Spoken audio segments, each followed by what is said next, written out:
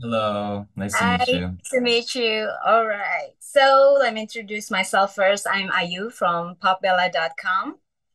Very nice to meet you.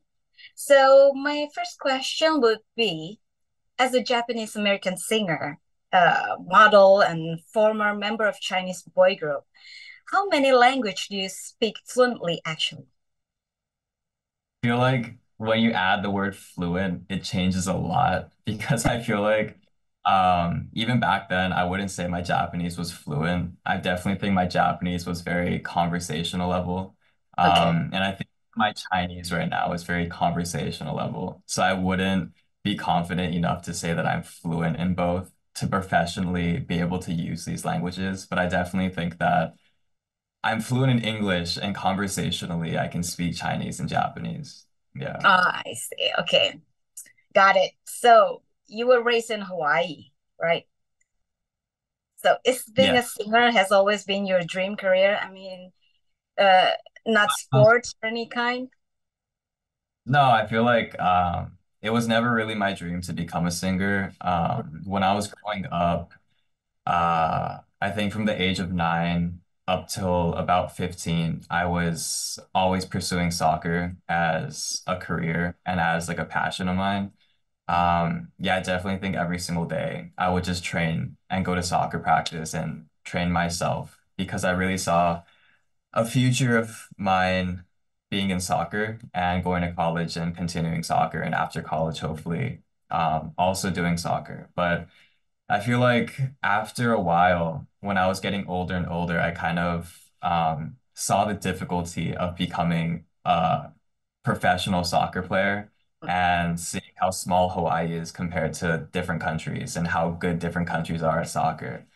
Mm. And honestly, my love for music and my kind of this image of me becoming a musician, singer-songwriter, stemmed from this really spontaneous audition I went to in Hawaii where I just auditioned to enter a company and I passed the audition and they invited me to move to Tokyo and it kind of just rolled from there. I didn't really think that I wanted to be a singer or I wanted to sing or I saw myself doing music because prior to that, I never sang in my life and I never wrote music. So it just kind of like clicked at that moment and I was like, yeah, why not? I don't really have any other plan as of now, so I might as well move to Tokyo and try it out because I have nothing to lose. And then after that, since I was already at that point learning how to sing and everything, I just kept on going from there. And now I'm at where I am now. Yeah. Oh, that's quite a journey. But do Yeah. you have any member in the family that sing or model or Not something?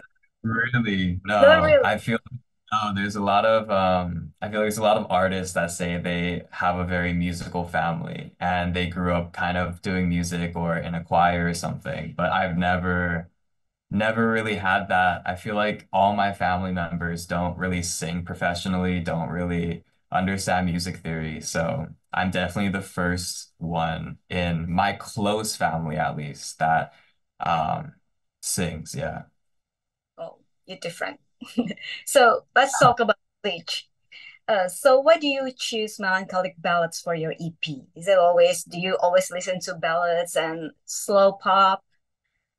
I don't necessarily listen to ballads. I definitely lean more towards listening to I guess sadder music or music that's just more mellow. I feel like the genre that I listen to the most is alternative R&B, and alternative R&B doesn't really have like very up-tempo high music. I feel like it's more very mellow, very laid back. There's laid back groove to it. And it's just a very like vibey kind of atmosphere. And I feel like because I like to listen to that the most, I tend to make music like that on my own as well. So yeah, that's one reason. And the other reason is because I feel like when I write lyrics and make music, I definitely connect more with writing slower songs and sadder songs. I feel like it's easier for me to express myself when it's something that's sadder. I feel like I don't really resonate with making fast music and happy music.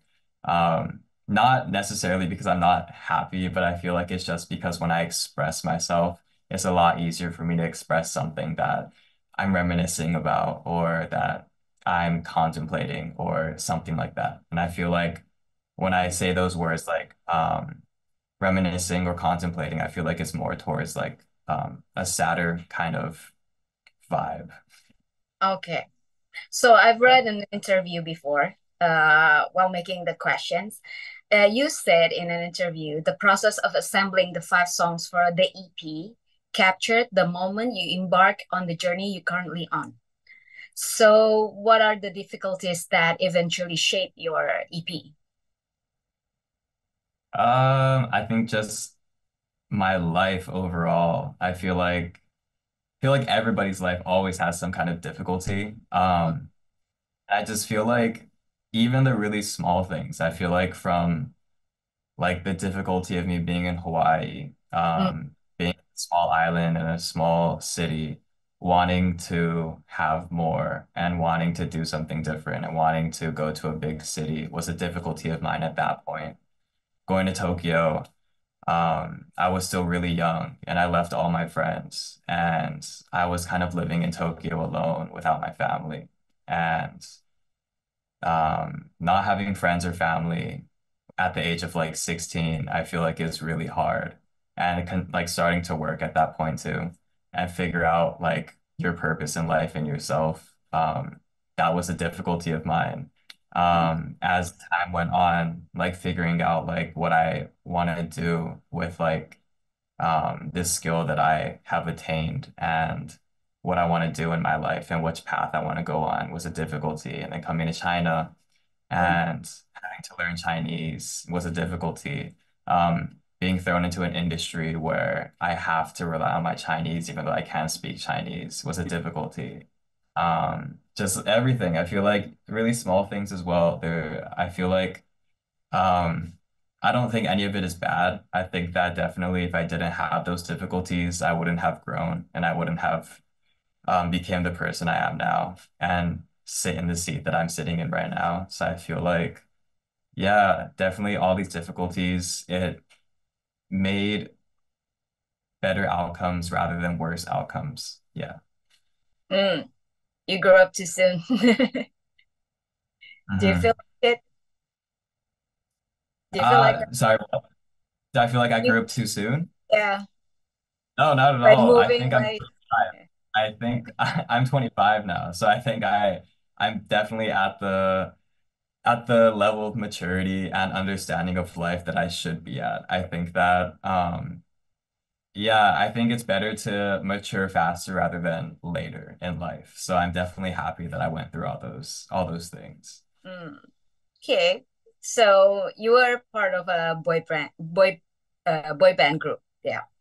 Ha, has what's being what does being part of a boy band has teach you about music industry? Well, I've been a part of two different boy bands, Mhm. and they were both very different styles. One was more of a idol kind of style where I had to sing and dance together, and the other was more of a kind of like band kind of style where we more relied on not dancing and just kind of making our own music.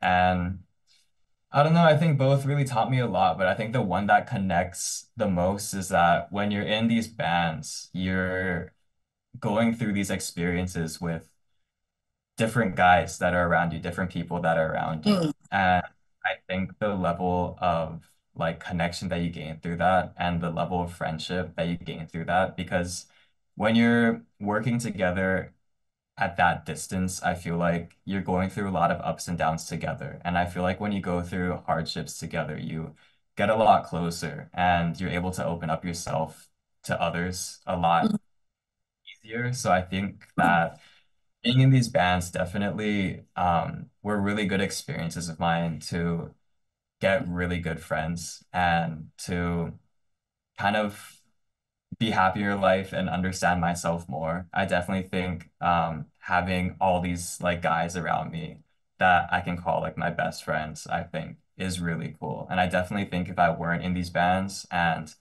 I was just pushed into this industry as a solo artist, I think it would be a lot harder. And I definitely think it wouldn't have worked out the way that I wanted it to work out. So I Mm. definitely think being able to kind of like gradually step into this industry with people to support me, I think it's something that I'm really grateful about. I definitely think that I had it really easy because I was able to rely on different guys to help Mm. me. So, from your first single, Tell Me, to Bleach Yeah. album, from that span of work, if you could project the future, what's the next album theme would be? I feel like the next album theme, I, I think it would be a lot, not a lot darker, but I think it would be a bit, like cooler and darker, I guess. I think Bleach is, I think if it had a color, it would be a very like mellow blue-ish. I think Bleached, the EP Bleached, I think all the songs are very, they're very slow, very sad. Yeah. Um, yeah, I feel like the color would be a very like light blue, or like a dark purple maybe, like the album cover. But I feel like if I wanted to make a different album, I'd want to show a different side of myself too. And I feel like I listen to a lot of like cooler R&B music and um just like darker music, I guess. So I feel like I'd want to explore more of that like cooler sound and that alternative R&B sound. And kind of show like melody rap and rapping a bit. Because I feel like a lot of times when I make music, it's very, I feel like it's a lot cooler than the music that I've been releasing. Because I feel like a lot of the times I make more like melodic raps and a lot of, um, like sounds that I feel like are more trendy in the Western side of the music culture. So I definitely want to show that side of myself more. Yeah. So, my last question would be, how proud are you with your EP Bleach? Oh yeah, for sure. I'm super proud. I think that having the opportunity to release an EP of my own, finally to have a work of my own to set the foundation of my solo career, I think is a stepping stone for my life and for my career. Um, I never really thought that I would be able to have the opportunity as a solo artist to release my own works as like an EP as a whole or an album as a whole.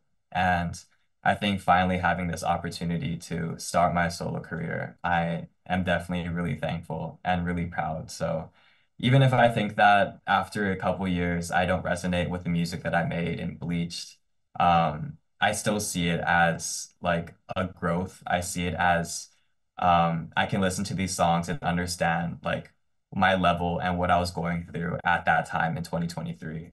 Mhm.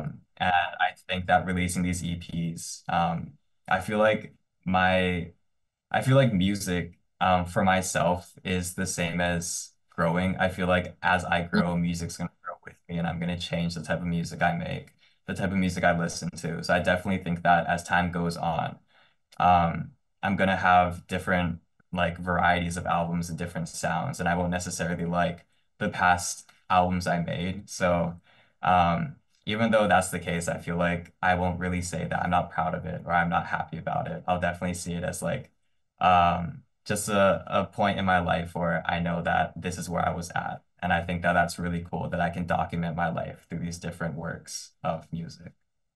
Wow, Mika, I think I have a really great interview right now. I really love your answers and very elaborative. So thank you so much for your time. Yeah, And thank you so much. yeah, thank you. Thank you for your time for Pop Bella.